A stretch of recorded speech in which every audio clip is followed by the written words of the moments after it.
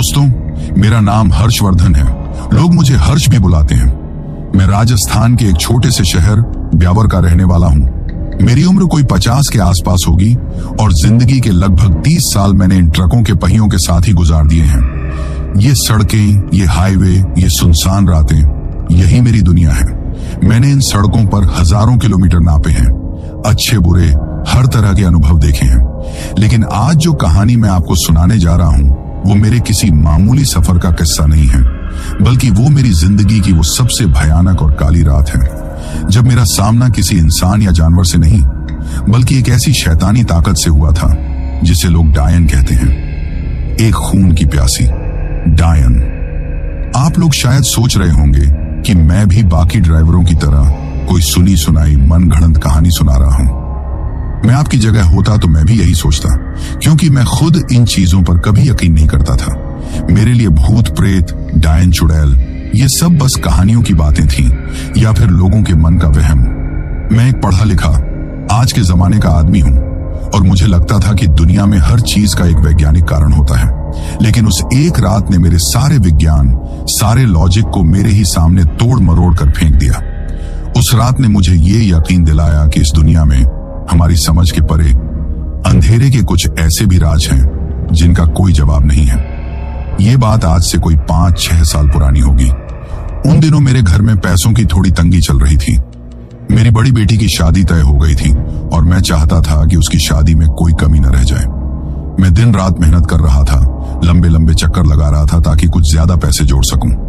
इसी चक्कर में मुझे एक काम मिला। मुझे संगमरमर की बड़ी बड़ी सिल्लियों से लदा अपना ट्रक किशनगढ़ से गुजरात के एक छोटे से शहर पालनपुर तक ले जाना था। काम मुश्किल था क्योंकि संगमरमर का वजन बहुत ज्यादा होता है और उसे ले जाने में बहुत सावधानी बरतनी पड़ती है। रास्ता भी काफी लंबा था और मुझे 2 दिन के अंदर डिलीवरी देनी थी, जिसका मतलब था कि मुझे एक रात तो रास्ते में ही गुजारनी थी। भाड़ा अच्छा मिल रहा था, इसलिए मैंने तुरंत हाँ कर दी। मैंने दिन में ही माल लोड करवा लिया और शाम को घर पहुंचा ताकि रात में आराम करके सुबह तड़के ही सफर के लिए निकल सकूं। जब मैंने घर पर अपनी पत्नी सरिता को बताया कि मैं कल सुबह गुजरात के लिए निकल रहा हूं और मुझे एक रात रास्ते में रुकना पड़ेगा, तो उसका चेहरा चिंता से उतर गया। वो मेरे पास आई और बोली, आप कौन से रास्ते से जाएंगे? मैंने कहा, वही अपना पुराना वाला रास्ता, यहां से अजमेर, फिर ब्यावर होते हुए सिरोही और फिर पालनपुर। ये सुनते ही उसकी आंखों में एक अजीब सा डर तैर गया। उसने मेरा हाथ पकड़ लिया और बोली, नहीं, आप उस रास्ते से रात में सफर नहीं करेंगे। आप दिन दिन में जितना चल सके उतना चलिए और शाम होते ही सिरोही में किसी होटल या अच्छी खासी चलती हुई धर्मशाला में रुक जाइएगा। सुबह होने पर ही आगे बढ़िएगा। मुझे उसकी बात थोड़ी अजीब लगी। मैंने कहा, अरे तू क्यों परेशान हो रही है? सालों से उसी रास्ते पर जा रहा हूं, आज तक तो कुछ नहीं हुआ। आज तक नहीं हुआ इसका मतलब ये नहीं कि कभी हो नहीं सकता, उसने घबराई हुई आवाज में कहा। आप भूल गए, मेरी नानी उसी रास्ते पर सिरोही और आबू रोड के बीच पड़ने वाले उस सुनसान घाट के पास रहती थी। उन्होंने मुझे बचपन में वहां के किस्से सुनाए हैं। कैसे किस्से? मैंने हंसकर पूछा। हंसिए मत, उसने मुझे टोकते हुए कहा। वो बताती थी कि उस घाट पर एक डायन का वास है। वो एक खून की प्यासी डायन है जो रात में अकेले सफर करने वाले मुसाफिरों को अपना शिकार बनाती है। वो पहले तो अपनी ताकत से मुसाफिर को बहुत ज्यादा थका देती है, उसकी हिम्मत तोड़ देती है, और जब मुसाफिर थक कर किसी सुनसान जगह पर रुक जाता है तो वो उस पर हमला करती है। वो उसका खून पीकर उसे वहीं खत्म कर देती है। नानी कहती थी कि आज तक उस रास्ते पर रात में जो भी अकेला रुका है उसकी या तो लाश मिली है या फिर वो कभी मिला ही नहीं। उसकी ये कहानी सुनकर मैं हंस पड़ा। सरिता, तू भी ना कहां बच्चों वाली कहानियों में यकीन कर रही है? ये सब पुरानी बातें हैं, ऐसा कुछ नहीं होता।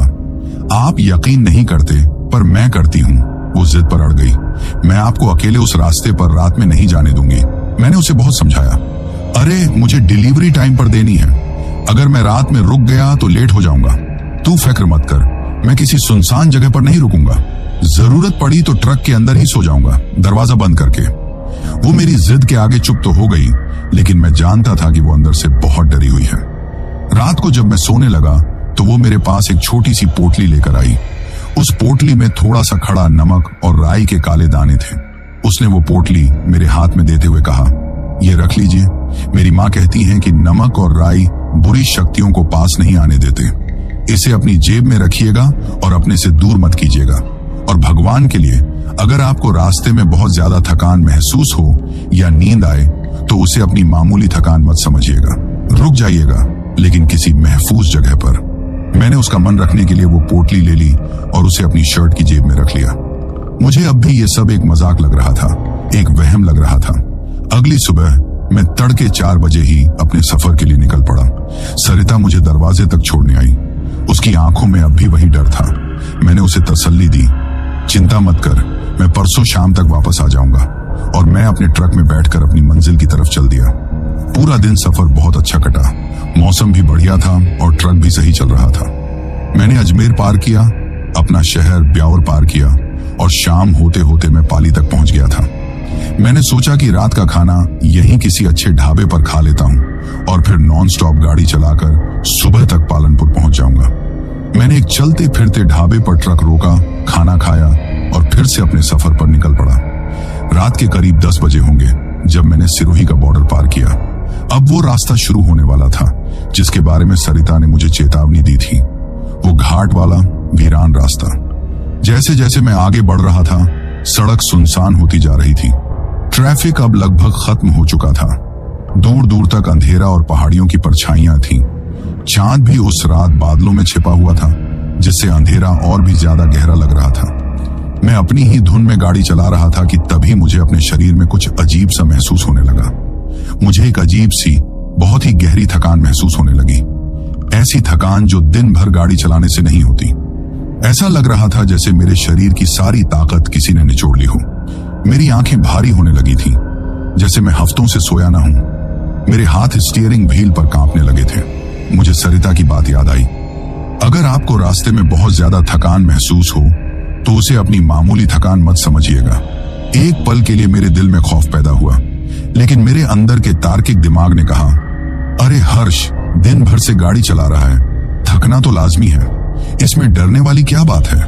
लेकिन वो थकान बढ़ती ही जा रही थी। अब मेरे लिए गाड़ी चलाना मुश्किल हो रहा था। मेरी आंखों के सामने अंधेरा छा रहा था। मैं जानता था कि अगर मैंने और गाड़ी चलाई तो मैं यहीं कहीं सो जाऊंगा और कोई भयानक हादसा हो जाएगा। मुझे रुकना ही था। मैंने सोचा कि किसी सुरक्षित जगह पर ट्रक रोककर बस 10-15 मिनट की झपकी ले लेता हूं, शायद उससे थोड़ी ताजगी आ जाए। मैं धीरे धीरे ट्रक चलाता हुआ किसी ठीक ठाक सी जगह की तलाश करने लगा और तभी कुछ दूर आगे मुझे सड़क के किनारे एक खाली सपाट सी जगह दिखाई दी। वहां सड़क थोड़ी चौड़ी थी और ट्रक को आराम से पार्क किया जा सकता था। उस जगह के पास ही एक बहुत पुराना और विशाल खेजड़ी का पेड़ खड़ा था, जिसकी टहनियां किसी बूढ़े आदमी की दाढ़ी की तरह लटक रही थी। मुझे वो जगह रुकने के लिए ठीक लगी।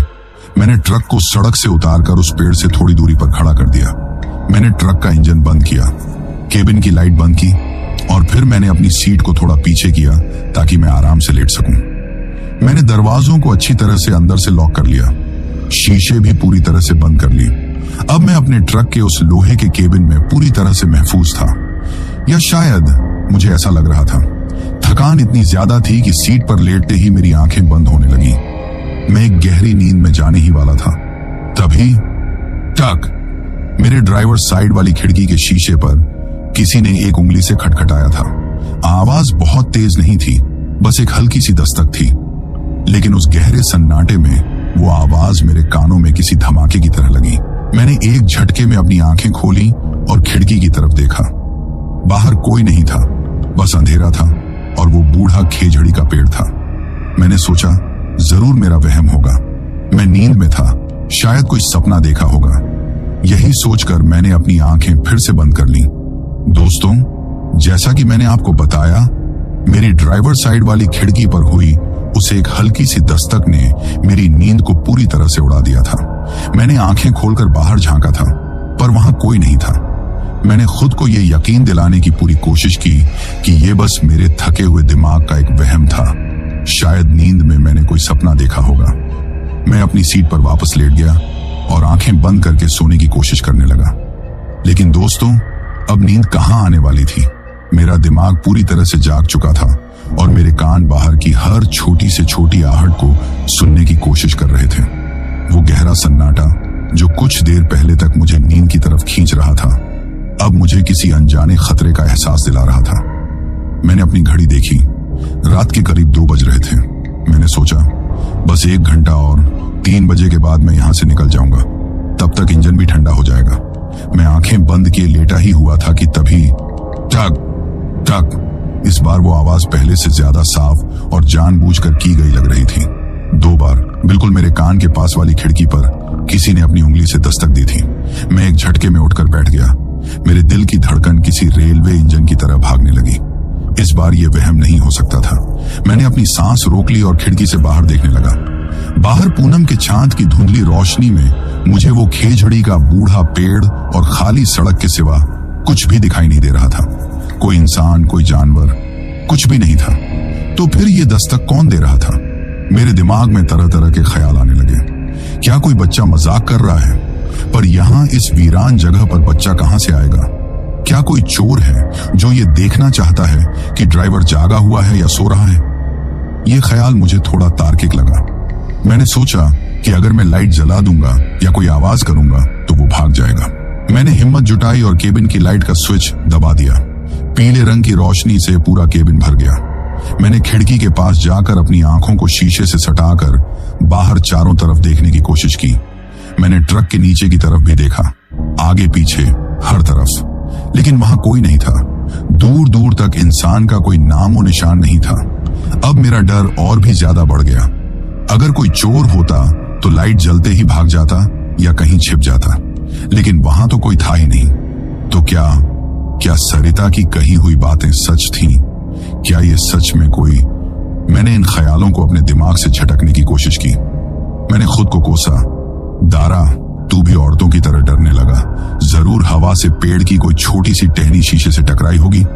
मेरा दिमाग कोई ना कोई बहाना ढूंढने की कोशिश कर रहा था, क्योंकि वो उस हकीकत को मानने के लिए तैयार नहीं था जो मेरे दिल को महसूस हो रही थी।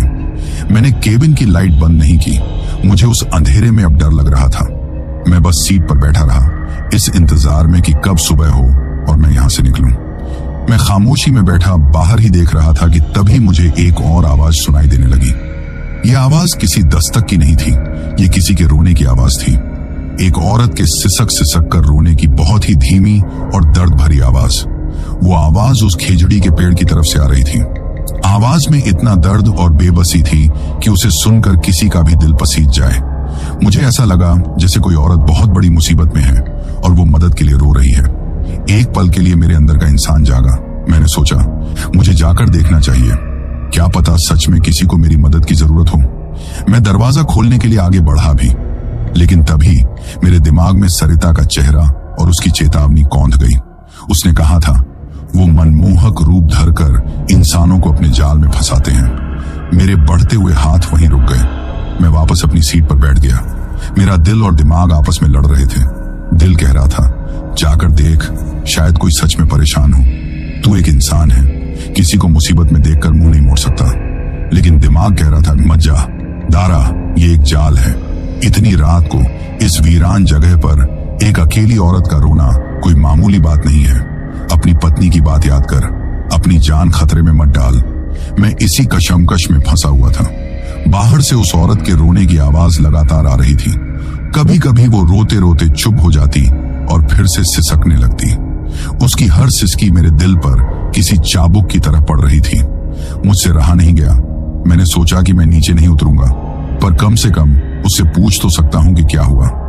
यही सोचकर मैंने अपनी खिड़की का शीशा हल्का सा, बस 1-2 इंच ही नीचे किया और बाहर की तरफ आवाज लगाई।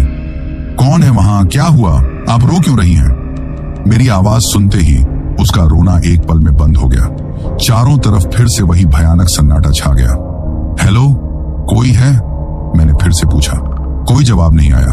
अब मेरा डर और भी बढ़ गया। मैंने सोचा जरूर ये कोई धोखा ही था। आवाज सुनकर भाग गई। मैं शीशा ऊपर करने ही वाला था कि तभी मैंने देखा कि उस खेजड़ी के पेड़ के अंधेरे साए में से एक परछाई निकली।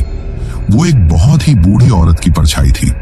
वो लाठी के सहारे धीरे धीरे लड़खड़ाती हुई मेरे ट्रक की तरफ आ रही थी। चांद की रोशनी में उसका झुका हुआ शरीर और सफेद साड़ी साफ दिखाई दे रही थी। उसे देखकर मेरे दिल में जो थोड़ा बहुत शक था वो भी खत्म हो गया। मुझे लगा, अरे ये तो कोई बूढ़ी अम्मा है, जरूर रास्ता भटक गई होंगी या इनके साथ कोई हादसा हुआ होगा। वो धीरे धीरे चलकर मेरे ट्रक के पास आ गई। मैं अब भी केबिन के अंदर ही बैठा था। उन्होंने मेरे ड्राइवर साइड वाली खिड़की के पास आकर ऊपर की तरफ देखा। उनका चेहरा झुर्रियों से भरा हुआ था और उनकी आंखों में एक अजीब सी लाचारी और कमजोरी थी। उन्होंने अपने दोनों हाथ जोड़ लिए और एक बहुत ही कमजोर, कांपती हुई आवाज में बोली, बेटा, भगवान तेरा भला करे, क्या थोड़ा सा पानी मिलेगा पीने को? सुबह से एक बूंद भी हलक से नीचे नहीं उतरी है, बहुत प्यास लगी है, गला सूखा जा रहा है।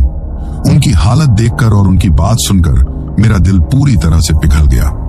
कहां मैं किसी खूबसूरत छलावे के बारे में सोच रहा था और कहां ये एक बेबस प्यासी बूढ़ी अम्मा थी। मुझे अपनी सोच पर बहुत शर्म आई। मैंने कहा, हाँ अम्मा, क्यों नहीं, आप यहीं रुकिए, मैं अभी देता हूं। मेरे पास पानी की एक बोतल रखी हुई थी। मैंने सोचा कि मैं दरवाजा तो नहीं खोलूंगा, पर इस हल्के से खुले हुए शीशे से ही बोतल उन्हें पकड़ दूंगा। इसमें कोई खतरा नहीं है। मैंने बोतल उठाई और उस 2 इंच की दरार से उन्हें देने के लिए आगे बढ़ा। मैंने कहा, ये लीजिए अम्मा। मेरी नजरें उन्हें बोतल पकड़ाने के लिए नीचे की तरफ झुकी और जैसे ही मेरी नजर उनकी तरफ गई जहां वो खड़ी थी, मेरी नजरें उनके पैरों पर पड़ी और दोस्तों, जो मैंने देखा उसे देखकर मेरे शरीर का सारा खून एक पल में जम गया। उस बूढ़ी औरत के पैर, वो किसी इंसान के पैरों की तरह सीधे नहीं थे। वो पीछे की तरफ मुड़े हुए थे। उनकी एड़ियां आगे की तरफ थीं और उनके पैर के पंजे पीछे की तरफ। गीता की कहानी, वो छलावा, वो डायन। मैं एक झटके में अपनी सीट पर पीछे की तरफ हट गया। मेरे हाथ से पानी की बोतल छूटकर नीचे गिर गई। मैं समझ गया था, ये कोई बूढ़ी औरत नहीं थी, ये वही डायन थी। उसने मुझे अपनी जाल में फंसाने के लिए एक बेबस बूढ़ी औरत का रूप धर लिया था। जैसे ही उसे एहसास हुआ कि मैंने उसका राज देख लिया है, मैंने उसके पैर देख लिए हैं। उस बूढ़ी औरत का वो कमजोर और लाचार चेहरा एक पल में बदल गया। उसके चेहरे की झुर्रियां जैसे और भी गहरी हो गईं और उसकी लाचार आंखों की जगह अब 2 अंधेरे गड्ढे थे, जिनमें से एक ठंडी शैतानी चमक निकल रही थी और उसके होंठ, जो कुछ देर पहले तक पानी के लिए तरस रहे थे, अब एक बहुत ही भयानक क्रूर मुस्कान में फैल गए थे। उसने अपना एक हाथ उठाया जिसकी उंगलियां अब लंबी और नुकीली लग रही थीं और मेरी खिड़की के उस 2 इंच के गैप में से अंदर डालने की कोशिश करने लगी। दोस्तों, जैसा कि मैंने आपको बताया था, मेरी आंखों के सामने एक बेबस लाचार बूढ़ी औरत का नकाब उतर चुका था और उसकी जगह अब एक भयानक शैतानी डायन खड़ी थी। उसके पीछे की तरफ मुड़े हुए पैर, उसकी वो क्रूर मुस्कान और उसकी वो ठंडी चमकती हुई आंखें। ये मंजर मेरे दिमाग में हमेशा के लिए कैद हो गया। मैं अपनी गाड़ी के केबिन में कैद था और वो बाहर खड़ी थी। हमारे बीच बस एक खिड़की के शीशे का फासला था, जिसे मैंने बस 2 इंच ही नीचे किया हुआ था और अब वो उस 2 इंच के फासले को मिटाने की कोशिश कर रही थी। उसने अपने हाथ की लंबी, सूखी और नुकीले नाखूनों वाली उंगलियों को उस दरार में से अंदर डालने की कोशिश की। उसकी उंगलियां किसी मरे हुए इंसान की उंगलियों की तरह पीली और सख्त थीं। मैं ये देखकर इतना डर गया कि मेरे दिमाग ने एक पल के लिए काम करना ही बंद कर दिया। लेकिन जैसे ही उसकी ठंडी उंगली का सिरा मेरे हाथ को छूने वाला था, मेरे शरीर ने अपने आप ही प्रतिक्रिया की। मैंने पागलों की तरह अपनी पूरी ताकत से खिड़की के शीशे को ऊपर चढ़ाने वाला हैंडल घुमाना शुरू कर दिया। शीशा ऊपर चढ़ने लगा।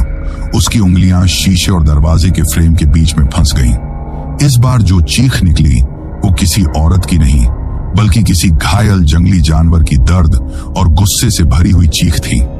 उस चीख को सुनकर ऐसा लगा जैसे किसी ने मेरे कानों में गर्म लोहा डाल दिया हो। उसने एक झटके में अपनी फंसी हुई उंगलियों को बाहर खींचा। मुझे शीशे पर उसके काले बदबूदार खून के कुछ छींटे दिखाई दिए। शीशा अब पूरी तरह से बंद था। मैं एक पल के लिए महफूज हो गया था, लेकिन वो लड़ाई तो अब शुरू हुई थी। मैंने उसे दर्द दिया था, उसे घायल किया था और अब वो गुस्से से पागल हो चुकी थी। वो जो अब तक एक बूढ़ी औरत के रूप में थी, अब उसका शरीर बदलने लगा। वो धीरे धीरे लंबी होने लगी। उसकी कमर जो झुकी हुई थी वो सीधी हो गई। उसकी साड़ी का पल्लू सिर से गिर गया और उसके लंबे, उलझे हुए, सूखी घास जैसे बाल हवा में लहराने लगे।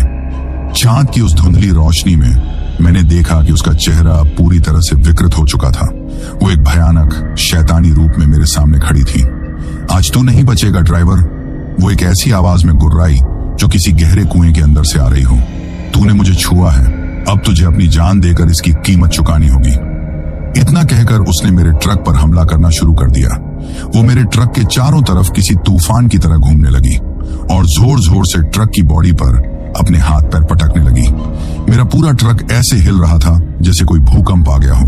केबिन के अंदर रखा मेरा सारा सामान नीचे गिर गया। पानी की बोतल लुढ़क गई। डैशबोर्ड पर रखी हनुमान जी की तस्वीर नीचे गिरकर टूट गई। मुझे ऐसा लग रहा था कि वो इस पूरे ट्रक को किसी कागज के डिब्बे की तरह मसलकर फेंक देगी। मैं डर के मारे अपनी ड्राइवर सीट के नीचे दुबक गया। मैंने अपने दोनों हाथों से अपना सिर पकड़ लिया। मैं बस उस ऊपर वाले से अपनी मौत की भीख मांग रहा था। मैं चाहता था कि यह सब जल्दी से खत्म हो जाए। उसका हमला बढ़ता ही जा रहा था। वो अब जोर जोर से ट्रक को खरोंच रही थी। लोहे की मोटी चादर पर उसके नाखूनों के रगड़ने की वो आवाज मेरे दांतों को किटकिटाने पर मजबूर कर रही थी। और फिर उस शोर के साथ मुझे उसकी फुसफुसाहट सुनाई देने लगी। वो केबिन के चारों तरफ से फुसफुसा रही थी। ऐसा लगता था जैसे वो हवा में घुल गई हो और हर दिशा से मुझसे बात कर रही हो। बाहर निकल, कब तक छिपेगा इस टीन के डिब्बे में? मैं तेरा खून पीऊंगी, तेरी हर एक बूंद। आज पूनम की रात है, आज मेरी ताकत सबसे ज्यादा है, तू मुझसे नहीं बच सकता। उसकी आवाजें किसी झर की तरह मेरे कानों में घुल रही थीं और मेरे दिमाग को सुन्न कर रही थीं। मुझे फिर से वही भयानक जानलेवा थकान महसूस होने लगी। ऐसा लग रहा था कि वो सिर्फ मेरे ट्रक पर ही नहीं बल्कि मेरी आत्मा पर भी हमला कर रही है। वो मेरी हिम्मत, मेरी जीने की इच्छा को खत्म कर देना चाहती थी। मैं लगभग बेहोशी की हालत में पहुंच रहा था। मेरी आंखें बंद हो रही थीं।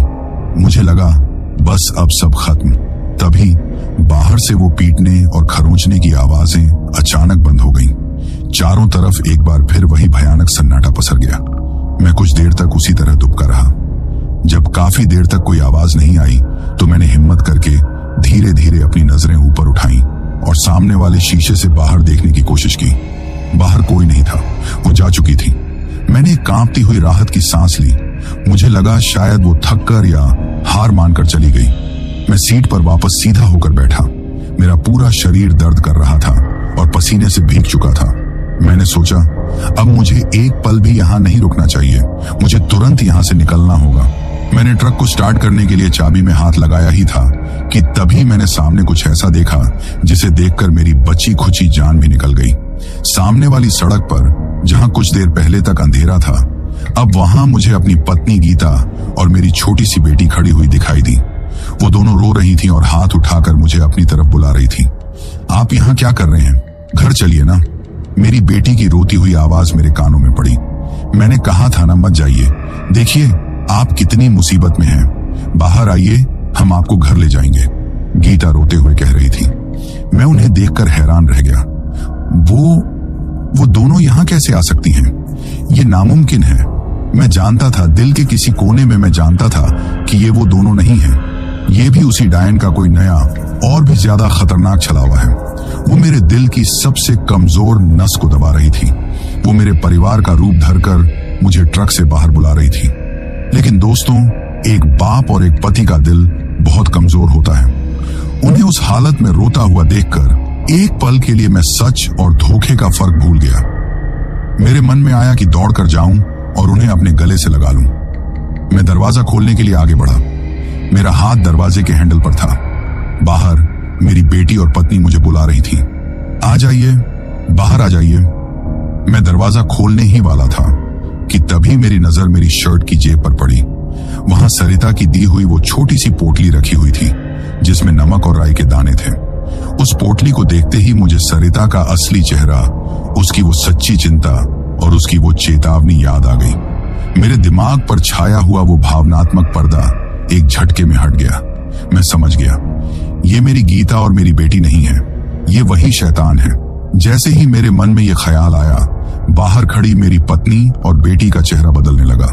उनकी प्यारी सूरत एक भयानक गुस्से वाले चेहरे में बदल गई। समझ गया तू, ड्राइवर? वो दोनों एक ही उसी डायन की कर्कश आवाज में चीखी। लेकिन अब बहुत देर हो चुकी है। इतना कहकर उन्होंने अपना असली रूप धारण कर लिया। अब मेरे सामने एक नहीं बल्कि दो भयानक डायन खड़ी थी, या शायद वो एक ही थी जिसने अपना भरम फैला रखा था। और फिर उसने एक जोरदार मुक्का मेरे ट्रक के सामने वाले शीशे पर दे मारा। पूरा का पूरा शीशा मकड़ी के जाले की तरह छटक गया। बस एक और बार और वो मेरे केबिन के अंदर होगी। मैं जानता था मेरे पास अब बस कुछ ही पल हैं। मैंने एक झटके में अपनी जेब से नमक और राई वाली वो पोटली निकाली और उसे अपने कांपते हुए हाथों से फाड़ दिया। दोस्तों, जैसा कि मैंने आपको बताया था, मैं अपनी जिंदगी की सबसे भयानक परिस्थिति में फंसा हुआ था। मेरे ट्रक का शीशा चटक चुका था और बाहर वो डायन अपना असली भयानक रूप लेकर खड़ी थी और किसी भी पल वो मेरे केबिन के अंदर दाखिल हो सकती थी। मेरी आंखों के सामने मौत नाच रही थी और मेरे हाथ में थी वो एक छोटी सी कागज की पुड़िया जिसमें मेरी पत्नी का विश्वास और नमक और राई के कुछ दाने बंद थे। मेरे पास सोचने का वक्त नहीं था। बाहर उस डायन ने एक जोरदार दहाड़ मारी और अपने पंजों से एक बार फिर उस छटके हुए शीशे पर हमला किया। इस बार शीशे के टुकड़े टूटकर मेरे ऊपर गिरने लगे। बस एक और बार और वो मेरे ऊपर होगी। मैंने एक झटके में उस पुड़िया को फाड़ा।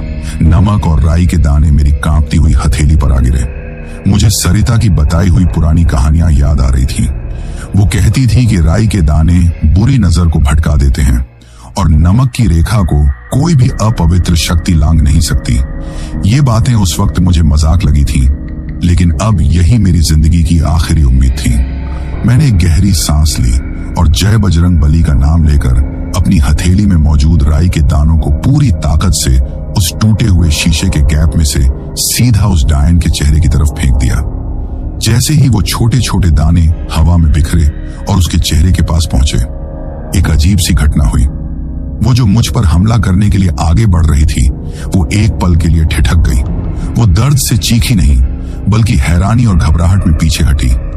ऐसा लगा जैसे वो हजारों राई के दाने उसके लिए किसी सुई की तरह बन गए हों, जो उसकी आंखों में एक साथ चुभ रहे हों। वो अपने पंजों से अपनी आंखों को मलने लगी और एक अजीब सी घबराई हुई आवाज में गुर्राने लगी। मुझे मौका मिल गया था। मैं जानता था कि यह असर ज्यादा देर नहीं रहेगा। मैंने तुरंत अपनी हथेली में बचे हुए मोटे खड़े नमक को उठाया और बिना एक पल गंवाए उस नमक से डैशबोर्ड के ऊपर टूटे हुए शीशे के ठीक नीचे एक मोटी सी रेखा खींचनी शुरू कर दी। मैं कांपते हुए हाथों से बस नमक गिराता जा रहा था और मेरे मुंह से अपने आप हनुमान चालीसा के शब्द निकलने लगे थे। भूत पिशाच निकट नहीं आवे, महावीर जब नाम सुनावे। जैसे ही नमक की वो रेखा पूरी हुई, उस डायन ने, जो अब तक अपनी आंखों को मल रही थी, एक बार फिर गुस्से से मेरी तरफ देखा। उसकी आंखें अब और भी ज्यादा लाल थीं। वो एक दहाड़ मारकर फिर से शीशे की तरफ झपटी।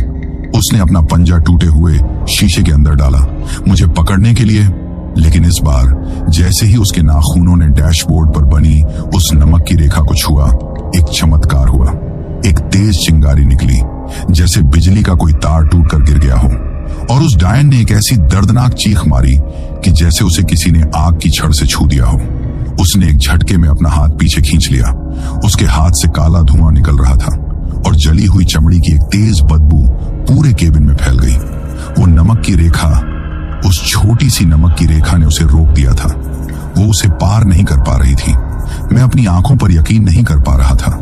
वो अजय नहीं थी, उसे रोका जा सकता था। मेरी रगों में एक बार फिर खून दौड़ने लगा। मेरे अंदर लड़ने की, जिंदा बचने की एक नई आग जल उठी। वो डायन अब ट्रक के सामने खड़ी दर्द और गुस्से से तड़प रही थी। वो बार बार जमीन पर अपने पैर पटक रही थी। मैं जानता था कि मेरे पास भागने के लिए बस यही कुछ पल है। मैंने एक पल भी बर्बाद नहीं किया। मैंने तुरंत ट्रक को स्टार्ट करने के लिए चाबी घुमाई। 2-3 बार की कोशिश के बाद एक भयानक घरघराहट के साथ ट्रक का इंजन स्टार्ट हो गया। इंजन की आवाज सुनते ही वो डायन और भी ज्यादा गुस्से में आ गई। वो समझ गई कि मैं भागने की कोशिश कर रहा हूं। मैंने ट्रक को पहले गियर में डाला और उसे आगे बढ़ाने ही वाला था कि तभी उसने एक नई चाल चली। वो भागी नहीं, वो अपनी जगह पर खड़ी रही और धीरे धीरे उसका शरीर किसी धुएं की तरह हवा में घुलने लगा। देखते ही देखते उसकी जगह पर बस एक काला घना कोहरा रह गया, और वो कोहरा बहुत तेजी से जमीन पर फैलता हुआ मेरे ट्रक के चारों तरफ इकट्ठा होने लगा। मैं कुछ समझ नहीं पाया। तभी वो कोहरा मेरे ट्रक के नीचे घुस गया और फिर मेरा पूरा ट्रक हवा में ऊपर उठने लगा। दोस्तों, आप यकीन नहीं करेंगे, उसने अपनी ताकत से मेरे हजारों किलो के ट्रक को जमीन से ऊपर उठा लिया था। मैं केबिन के अंदर बुरी तरह से उछल रहा था। मुझे ऐसा लग रहा था कि वो अब मुझे ट्रक समेत उठाकर पास की खाई में फेंक देगी, लेकिन उसने ऐसा नहीं किया। उसने ट्रक को हवा में उठाकर जोर जोर से पटकना शुरू कर दिया। धड़ाम धड़ाम।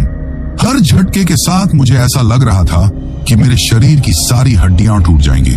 मैं समझ गया, वो मुझे बाहर नहीं निकाल सकती तो वो मुझे अंदर ही मार देना चाहती है। मैं पागलों की तरह स्टीयरिंग व्हील को पकड़े हुए था। मैं जानता था कि अब मेरा अंत निश्चित है।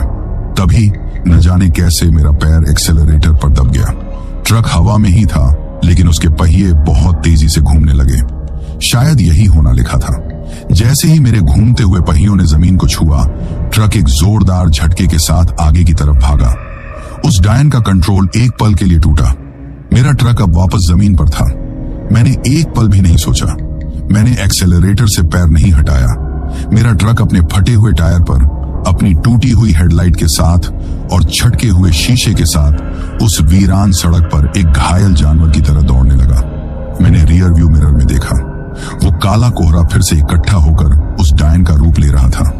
वो अब मेरे पीछे नहीं थी, लेकिन तभी मैंने साइड वाले शीशे में देखा, वो काला कोहरा, वो अब मेरे ट्रक के साथ साथ सड़क के किनारे वाले खेतों में हवा में तैरता हुआ बढ़ रहा था। वो मुझसे रेस लगा रही थी। मैं अपनी जिंदगी की सबसे भयानक रेस का हिस्सा बन चुका था। एक तरफ मैं था अपनी टूटी फूटी लोहे की मशीन में, और दूसरी तरफ थी वो शैतानी ताकत जो हवा से बातें कर रही थी। मैं जानता था कि मैं उससे जीत नहीं सकता। मुझे कहीं छिपना होगा, कहीं शरण लेनी होगी, और मेरे दिमाग में अब बस एक ही नाम गूंज रहा था, गढ़ कुंडार का हनुमान मंदिर। पंडित राम भरोसे मुझे किसी भी तरह वहां पहुंचना था। मैंने एक हाथ से स्टीयरिंग को संभाला और दूसरे कांपते हुए हाथ से अपना फोन निकाला। मुझे मैनेजर से उस मंदिर का सही रास्ता पूछना था। मैं फोन पर नंबर ढूंढ ही रहा था कि तभी मेरे बगल से गुजरता हुआ वो काला कोहरा अचानक तेजी से आगे बढ़ा। वो मेरे ट्रक से आगे निकल गया और आगे जाकर सड़क के बीचों बीच इकट्ठा होने लगा। मेरी आंखें खौफ से फटी रह गईं। वो काला कोहरा मेरे ठीक सामने वापस उसी भयानक डायन का रूप ले रहा था। उसने एक बार फिर मेरा रास्ता रोक लिया था। मेरे पास अब कोई भभूत नहीं थी, कोई नमक नहीं था, और भागने का कोई रास्ता भी नहीं था। दोस्तों, जैसा कि मैंने बताया, मेरा हर रास्ता बंद हो चुका था। वो डायन, वो खून की प्यासी बला एक काले कोहरे से वापस अपना भयानक रूप धरकर मेरे ट्रक के सामने सड़क के बीचों बीच खड़ी थी। मेरा ट्रक अपने फटे हुए टायर और टूटते हुए इंजन के साथ बेबस खड़ा था, और मैं हर्षवर्धन अपनी जिंदगी में पहली बार पूरी तरह से लाचार और हारा हुआ महसूस कर रहा था। मेरे पास अब कोई उपाय नहीं बचा था, कोई तरकीब नहीं बची थी। वो सड़क पर खड़ी मुझे घूर रही थी। इस बार वो कोई हमला नहीं कर रही थी। वो बस खड़ी थी और मुस्कुरा रही थी, एक बहुत ही क्रूर और विजयी मुस्कान, जैसे कोई शिकारी अपने जाल में फंसे शिकार को देखकर उसकी बेबसी का मजा ले रहा हूं। वो जानती थी कि अब मैं कहीं नहीं जा सकता। वो अपनी जीत का और मेरी हार का पूरा लुत्फ उठा रही थी। मेरे अंदर की सारी हिम्मत अब खत्म हो चुकी थी। वो जो थोड़ी बहुत जान मुझ में भभूत और नमक राई की वजह से आई थी, वो अब उस डायन का भयानक रूप दोबारा देखकर पूरी तरह से निकल चुकी थी। मुझे फिर से वही जानलेवा, हड्डियों को गला देने वाली थकान महसूस होने लगी। ऐसा लग रहा था जैसे वो दूर खड़े खड़े ही मेरी आंखों के रास्ते मेरे शरीर की सारी ऊर्जा, सारी शक्ति को बाहर खींच रही हो। मेरी पलकें भारी होने लगी थी। मेरा सिर स्टीयरिंग व्हील पर आकर टिक गया। मैं मन ही मन में अपने परिवार को याद करने लगा, अपनी पत्नी सरिता का चेहरा, अपनी बेटी का चेहरा जिसे मुझे ब्याहना था, अपने बूढ़े माँ बाप का चेहरा। मेरी आंखों से आंसू बहने लगे। मैंने मन ही मन में उन सबसे माफी मांगी। मुझे माफ कर देना, मैं सोच रहा था। तुम्हारा हर्ष, तुम्हारा बेटा, तुम्हारा पति आज हार गया। मैं घर वापस नहीं आ पाऊंगा। मैं पूरी तरह से टूट चुका था। मैंने अपनी मौत को स्वीकार कर लिया था। बाहर खड़ी वो डायन शायद मेरे मन की बातें पढ़ रही थी। वो जोर जोर से हंसने लगी। उसकी वो कर्कश हंसी उस सुनसान रात में किसी मौत के ऐलान की तरह गूंज रही थी। हाँ हाँ, यही चाहिए मुझे, वो अपनी भयानक आवाज में बोली। हार मान ले ड्राइवर, अपनी हार मान ले। जब शिकार लड़ना छोड़ देता है तो उसका खून और भी मीठा हो जाता है। आ जा मेरे पास, अपनी जिंदगी मुझे सौंप दे। वो धीरे धीरे एक एक कदम करके मेरे ट्रक की तरफ बढ़ने लगी। मैं अब भी उसी तरह सिर झुकाए बैठा था। तभी न जाने कैसे मेरी नजर मेरे हाथ में पड़े मोबाइल फोन पर गई। उसकी स्क्रीन पर अब भी वो मैसेज खुला हुआ था जो मैनेजर ने भेजा था, जिसमें लिखा था, पंडित राम भरोसे, हनुमान मंदिर, गढ़कुंडार, एक नाम, एक पता, एक उम्मीद जो लगभग मर चुकी थी। मेरे टूटे हुए हारे हुए दिमाग में एक आखिरी, एक पागलपन भरा ख्याल आया। मैं उस मंदिर तक नहीं पहुंच सकता, मैं उस पंडित तक नहीं पहुंच सकता, लेकिन क्या मैं अपनी आवाज उन तक पहुंचा सकता हूं?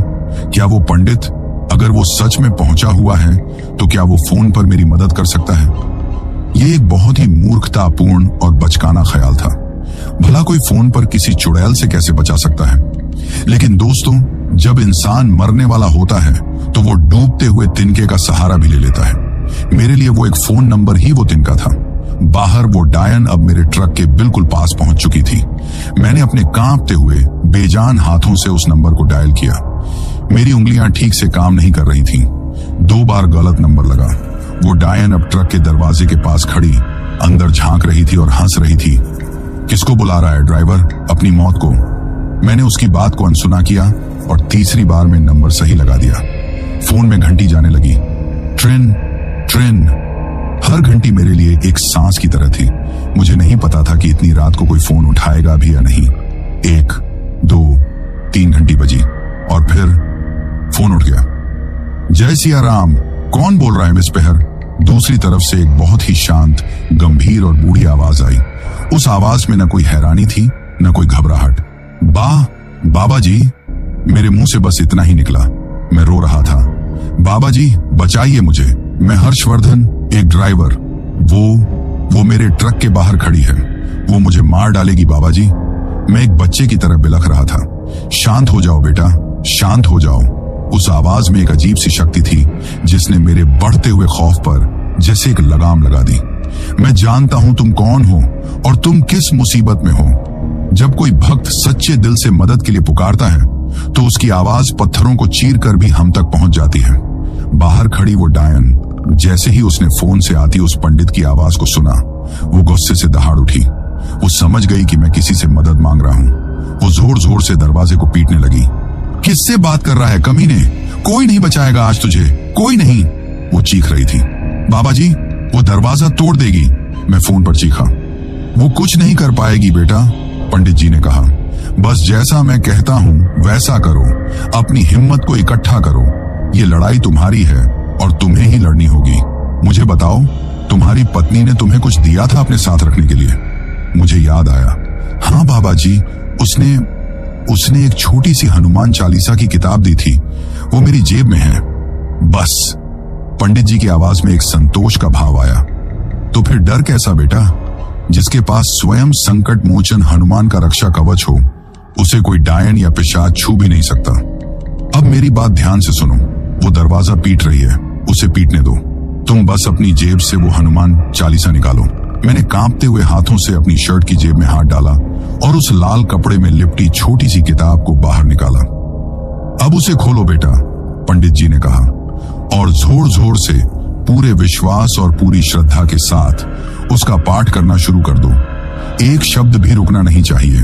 तुम्हारी आवाज ही तुम्हारा शस्त्र है, तुम्हारी श्रद्धा ही तुम्हारी ढाल है। शुरू हो जाओ बेटा, मैं फोन पर तुम्हारे साथ हूं। बाहर उस डायन ने और भी जोर से ट्रक पर हमला कर दिया था। सामने का वो चटका हुआ शीशा अब पूरी तरह से टूटने की कगार पर था। मैंने कांपते हुए हाथों से उस छोटी सी हनुमान चालीसा को खोला। मेरे आंसुओं से उसके पन्ने भीग रहे थे। मेरे सामने मौत खड़ी थी और मेरे हाथ में थी वो एक छोटी सी किताब। मैंने एक गहरी सांस ली, पंडित जी की आवाज को अपने कानों में महसूस किया और अपने गले की पूरी ताकत से मैंने हनुमान चालीसा का पहला दोहा पढ़ना शुरू किया। श्री गुरु चरण सरोज रज निज मनु मुकुरु सुधारी। दोस्तों, जैसा कि मैंने आपको बताया था, मैं अपने ट्रक के केबिन में कैद अपनी जिंदगी की आखिरी लड़ाई लड़ने के लिए तैयार था। मेरे एक हाथ में फोन था जिसमें पंडित राम भरोसे जी की शांत और स्थिर आवाज मेरा मार्गदर्शन कर रही थी, और दूसरे कांपते हुए हाथ में थी वो छोटी सी हनुमान चालीसा की किताब। बाहर वो खून की प्यासी डायन मेरे ट्रक पर अपना पूरा कहर बरपा रही थी और चटके हुए शीशे के उस पार से उसकी नफरत और भूख भरी आंखें मुझे घूर रही थीं। शुरू करो बेटा, फोन पर पंडित जी की आवाज आई। डरो मत, तुम्हारी आवाज में जितनी श्रद्धा होगी तुम्हारी जीत उतनी ही निश्चित होगी। मैंने एक गहरी कांपती हुई सांस ली।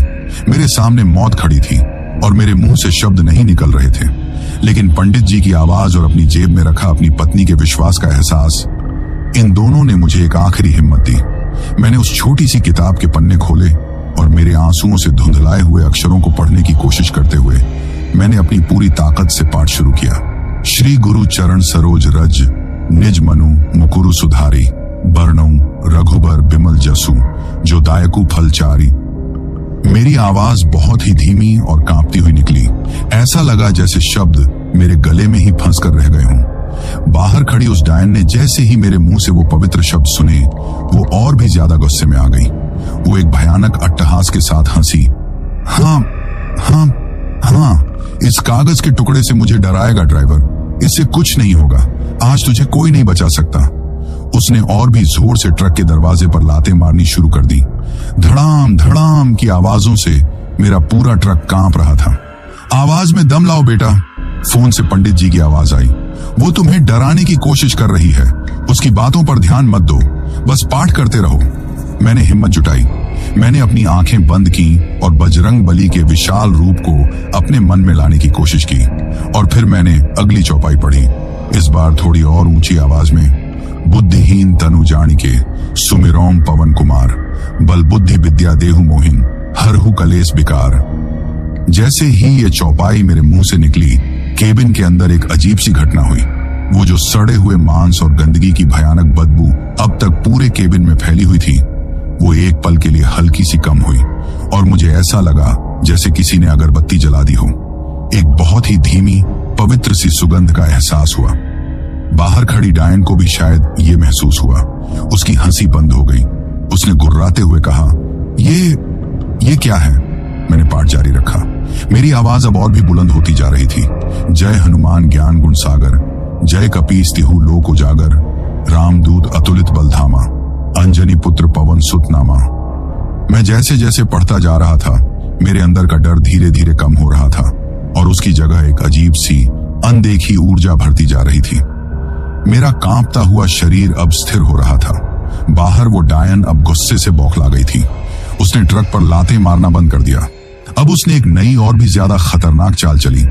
उसने अपनी भयानक कर्कश आवाज में रोना शुरू कर दिया और रोते रोते वो मेरी पत्नी गीता की आवाज में बोलने लगी, कहां हो तुम? मुझे बचा लो, ये मुझे मार डालेगी। तुम वहां बैठकर क्या पढ़ रहे हो? बाहर निकलो, मुझे तुम्हारी जरूरत है। एक पल के लिए मेरा ध्यान भटका।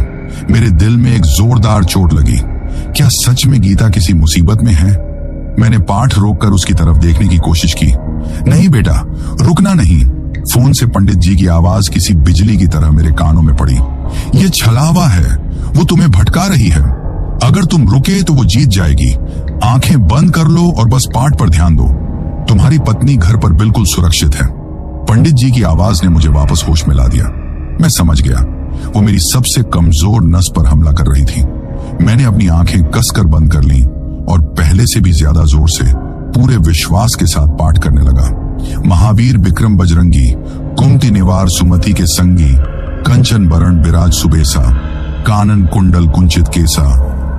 अब मेरी आवाज उस केबिन में किसी मंत्र की तरह गूंज रही थी और हर एक शब्द के साथ केबिन के अंदर की वो पवित्र सुगंध और भी तेज होती जा रही थी। बाहर वो डायन अब दर्द से चीखने लगी थी। ऐसा लग रहा था जैसे मेरी आवाज का हर एक शब्द उसके शरीर पर किसी चाबुक की तरह पड़ रहा हो। उसने अपनी आवाज बदली।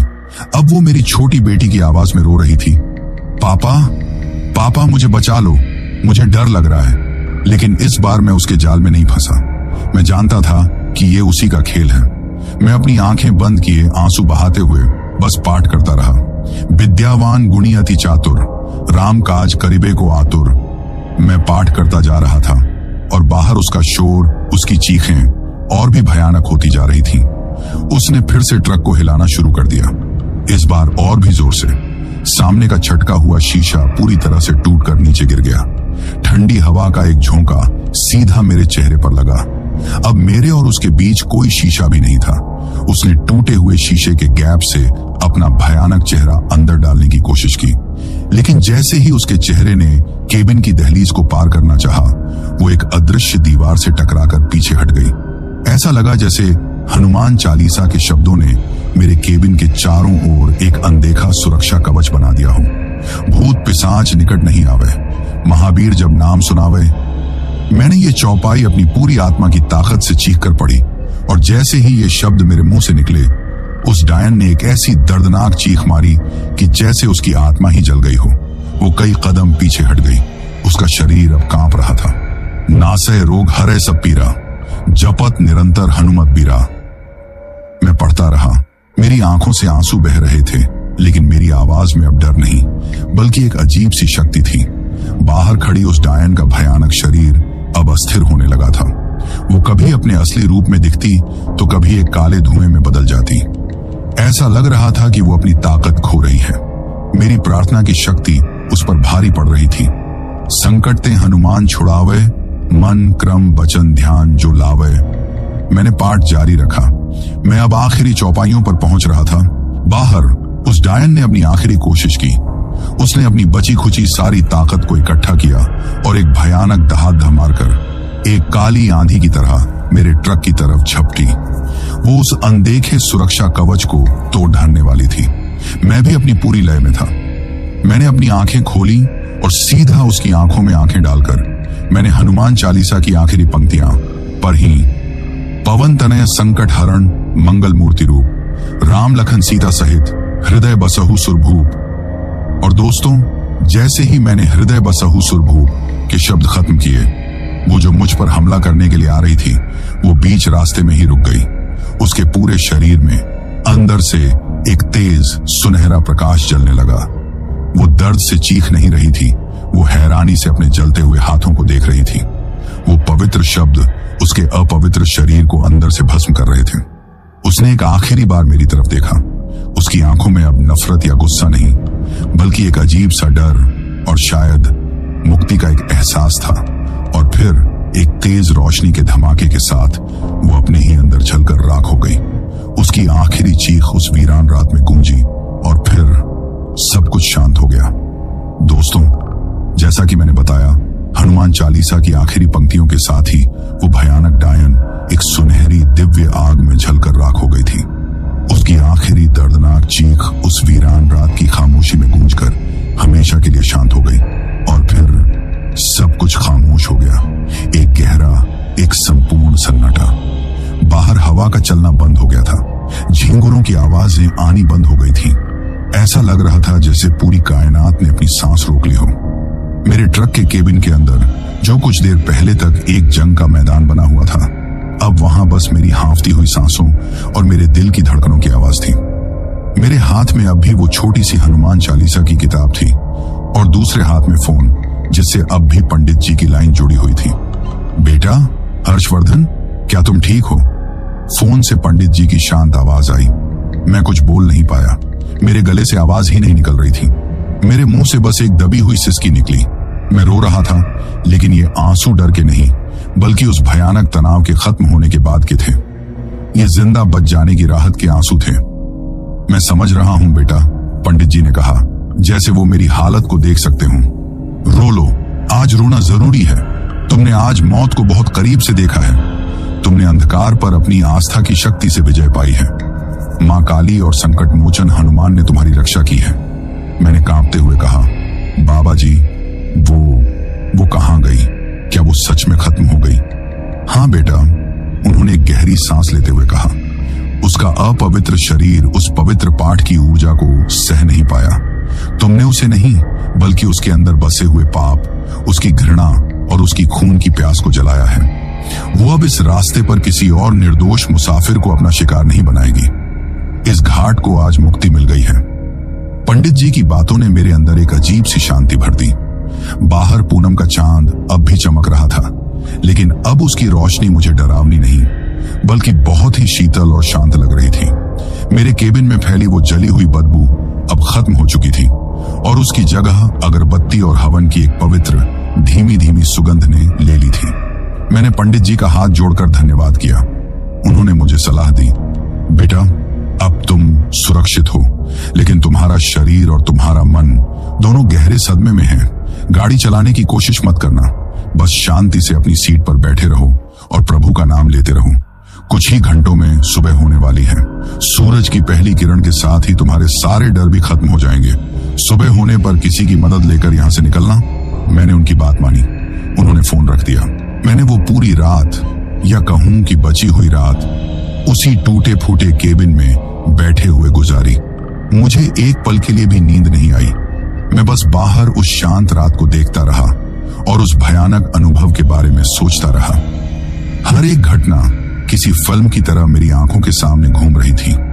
मेरा हंसकर अपनी पत्नी की बात को टालना, उसका वो चिंता से भरा हुआ चेहरा, रास्ते में वो जानलेवा थकान का एहसास, वो पहली दस्तक, वो रोने की आवाज, वो बूढ़ी औरत का रूप, उसके वो पीछे की तरफ मुड़े हुए पैर, उसका वो भयानक असली रूप, ट्रक पर उसका हमला, मेरा डर और फिर हनुमान चालीसा की वो चमत्कारी शक्ति।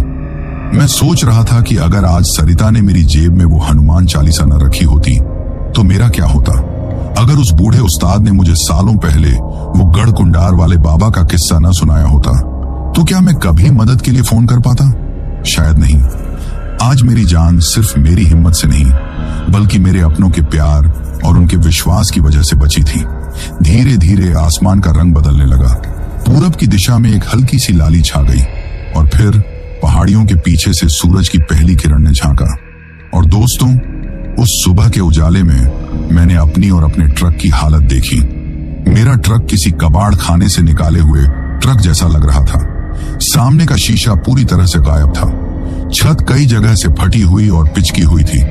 दरवाजों और बॉडी पर गहरे खरोंचों के निशान थे, जैसे किसी जंगली जानवर ने अपने पंजों से उसे नोचा हो।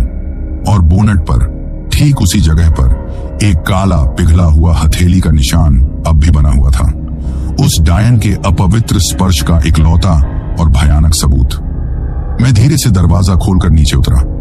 मेरे पैर अब भी कांप रहे थे। मैंने झुककर अपने ट्रक के फटे हुए टायर को देखा और फिर मैंने उस जगह को देखा जहां रात भर वो खड़ी रही थी। वहां जमीन पर कुछ भी नहीं था, सिवाय कुछ सूखी पत्तियों और धूल के, जैसे वो कभी वहां थी ही नहीं। जैसे वो पूरी की पूरी रात बस मेरा एक भयानक सपना थी। लेकिन वो सपना नहीं थी। मेरे ट्रक की हालत और मेरे दिल में बसा खौफ इस बात का गवाह था। मैं कुछ देर वहीं खड़ा रहा। सुबह की ताजी हवा में मैंने एक गहरी सांस ली। जिंदा होने का एहसास शायद इतना खूबसूरत होता है, ये मुझे उस दिन पहली बार पता चला। कुछ देर बाद हाईवे पर गाड़ियों की आवाजाही शुरू हुई। एक दूसरे ट्रक वाले भाई ने मेरे ट्रक की हालत देखकर रोकी। वो एक भला आदमी था। उसने मुझसे पूछा कि ये सब कैसे हुआ। मैं उसे असली कहानी नहीं बता सकता था।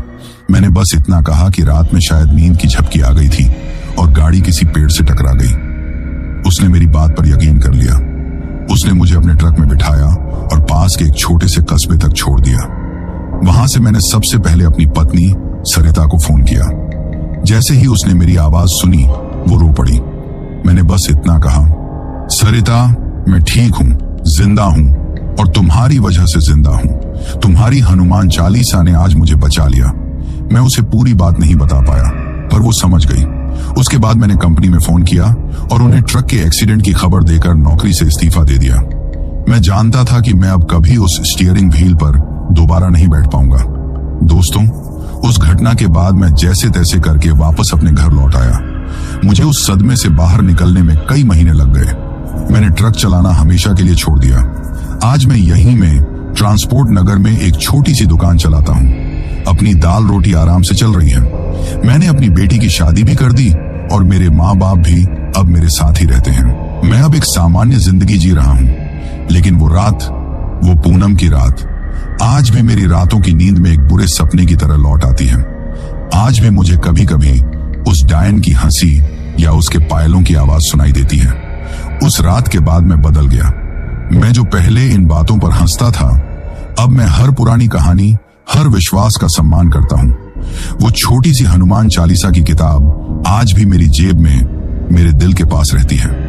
वो सिर्फ एक किताब नहीं, बल्कि इस बात का सबूत है कि जब दुनिया की सारी ताकतें हार मान लेती हैं, तो आस्था नाम की एक शक्ति है जो आपको बचा सकती है। मैं नहीं जानता कि आप लोग मेरी इस कहानी पर यकीन करेंगे या नहीं, पर यह मेरा सच है, मेरा भोगा हुआ सच। और ये कहानी मैं इसलिए सुना रहा हूं ताकि आप भी जानें कि इन सुनसान सड़कों पर रात के अंधेरे में सिर्फ ट्रक और उसके ड्राइवर ही नहीं चलते, कुछ और भी चलता है, कुछ ऐसा जिससे सामना ना हो तो ही अच्छा है। तो दोस्तों, ये कहानी यहीं खत्म हुई, और अगर आप लोग भी चाहते हैं कि आपका नाम वीडियो में लिया जाए तो अपना नाम और अपने शहर का नाम वीडियो में कमेंट करें।